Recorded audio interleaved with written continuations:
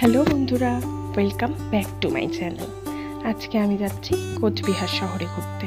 অন্যদিন এই bus stand থেকেই আমি বাসে করে যাই, কিন্তু আজকে আমরা জানো তো ঠিক করেছি বাইকে করে যাব। চলো তোমরাও আমার সাথে ঘুরে দেখবে কোচবিহার শহরটাকে। আজকে দেখো কি রোদ, কিন্তু এই রোদকে উপেক্ষা করেই আমরা বাইকে করে চলেছি। কোচবিহার শহরে কি কি সুন্দর জিনিস আছে আজকের দিনটাতে একটু ঘুরে দেখব।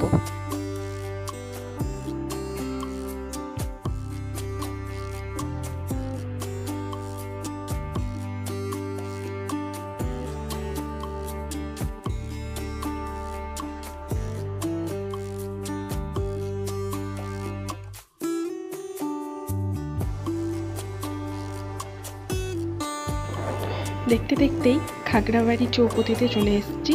এই বিশাল গেট দেখলেই মনে হয় কোচবিহারে চলে এসেছি। এর ভেতর দিয়ে এখন গেলেই কোচবিহার শহরে প্রবেশ করে যাব। কোচবিহারে আসলেই প্রথমে যেখানে যাওয়ার কথা মনে হয় সেটা হলো মদনমোহন মন্দির, তাই প্রথমেই চলে এসেছি মদনমোহন মন্দিরে। বাইরে থেকে জানতে পারলাম আজকে অন্নপ্রাশনের দিনক্ষণ হওয়ার জন্য প্রচুর লোকের ভিড় হয়েছে। প্রচুর ছোট ছোট বাচ্চাদের নিয়ে এসেছে তার পরিবারের লোকজনেরা। এখানে জুতো রাখার স্ট্যান্ড রয়েছে, সেখানে জুতো রেখে আস্তে আস্তে আমরা ভেতরের দিকে যাচ্ছি। আর চারপাশে দেখো কি সুন্দর বাগান করা হয়েছে, প্রচুর গাছপালা লাগানো হয়েছে। তবে শীতকালে সম্ভবত এগুলো ফুল হবে। মন্দির থেকে ঘুরে এসেছি, কিন্তু তোমাদেরকে ঠাকুরের দর্শন করাতে পারলাম না, কারণ ওখানে ফটো তোলা নিষেধ। তাই আর কোনো ফটোই তুলতে পারলাম না। তাতে কি হয়েছে বলো, চারপাশের পরিবেশটা তোমাদেরকে আমি এর মধ্যেই দেখাচ্ছি।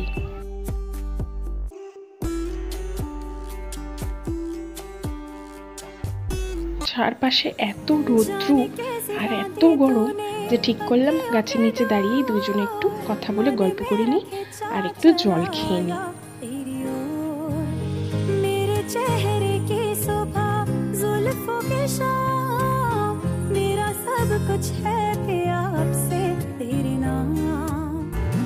জুতো খুলে রেখেছি, তার মধ্যে চারপাশে এত রৌদ্র, এই টাইলসগুলো এত গরম হয়েছে যে এর মধ্যে আর পা দেওয়া যাচ্ছে না। তাই সবুজ ম্যাট পেতে দিয়েছে মন্দির কর্তৃপক্ষ, যাতে তার মধ্যে দিয়ে সকলে হেঁটে মন্দিরে প্রবেশ করতে পারে। এই দেখো, এটা হচ্ছে জুতো রাখার জায়গা। এখানে এক জোড়া জুতো 2 টাকার বিনিময়ে রাখা যাচ্ছে। ও আর একটা বলে দিই, যারা বাইক নিয়ে আসবে তারা বাইরে বাইক রাখতে পারো, কারণ সেখানে পার্কিংয়ের ব্যবস্থা আছে। 10 টাকা নিচ্ছে বাইকের জন্য চার্জ তারা। খুব ভালোভাবে ঠাকুর দর্শন করে এখন আমরা মন্দির থেকে বেরিয়ে যাচ্ছি। ঘড়িতে দেখি 2টো বাজে, তাই আমরা ঠিক করলাম কোনো রেস্টুরেন্টে গিয়ে দুপুরের লাঞ্চটা করে নিই। তাই খুঁজে মিতালি রেস্টুরেন্টকে চয়েস করলাম। এসে দেখি ভালোই পরিবেশ, আর ওনারা মেনু কার্ড দিলেন। আমরা অর্ডার করলাম মাটন বিরিয়ানি 180 করে। ওনারা কিছুক্ষণ সময় নিলেন, তবে অল্প কিছু সময়, তার মধ্যে ওনারা আমাদের অর্ডারটা দিয়ে গেলেন।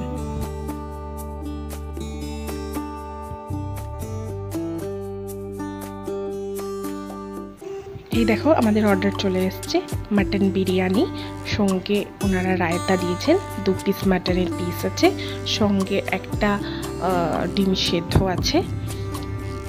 তবে পিসগুলো খুব একটা বড় না, তবে খেতে বেশ টেস্টি।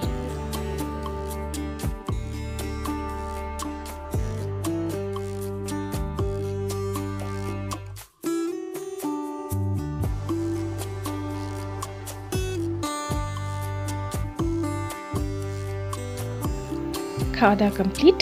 এইবার আমরা ঘুরতে যাচ্ছি রাজবাড়িতে। চলো তোমরাও। এখানে এসেছি টিকিট কাটার জন্যে।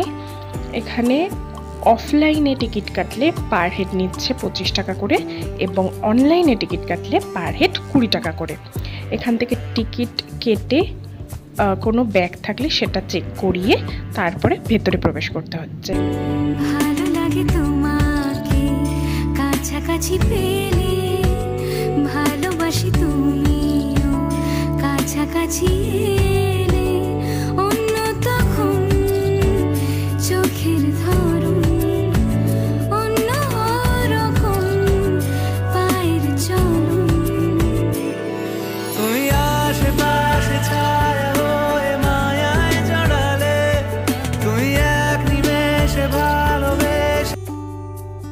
এখানে সামনে গিয়েই ক্যামেরা অফ করে দিতে হচ্ছে, কারণ ওনারা বলছেন ভেতরে কোনো ক্যামেরা অ্যালাউ নয়, কোনো ছবি তোলা যাবে না।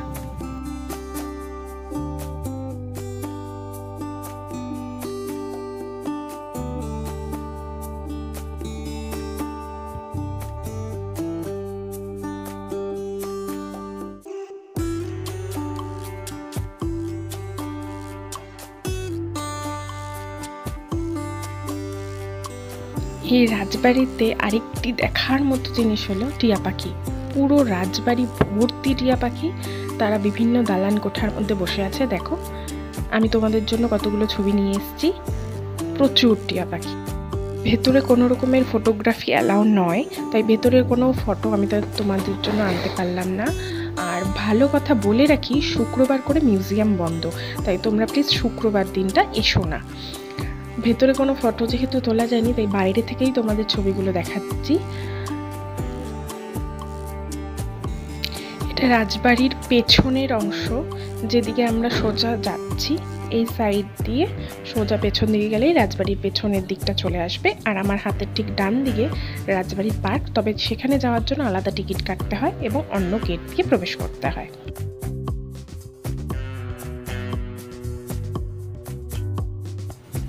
এই দেখো, বলতে বলতে পেছনের দিকে চলে এসেছি। আমি বহুবার এসেছি রাজবাড়িতে, তবে এই পেছনের অংশটাতে এই প্রথমবার আসলাম। এটা হচ্ছে একদম পেছনের অংশ, আর এখানে দেখো কি সুন্দর গালিচা বিছানোর মতো ঘাস রয়েছে, তার মাঝখানে সবাই বসে গল্প করছে, ফটো তুলছে। আর গাছের সারি দিয়ে যে রাস্তা চলে যাচ্ছে, সেইখান দিয়ে বেরোনোর পথ। তাহলে বন্ধুরা, আজকের মতো টাটা, দেখা হবে অন্য আরেকদিন।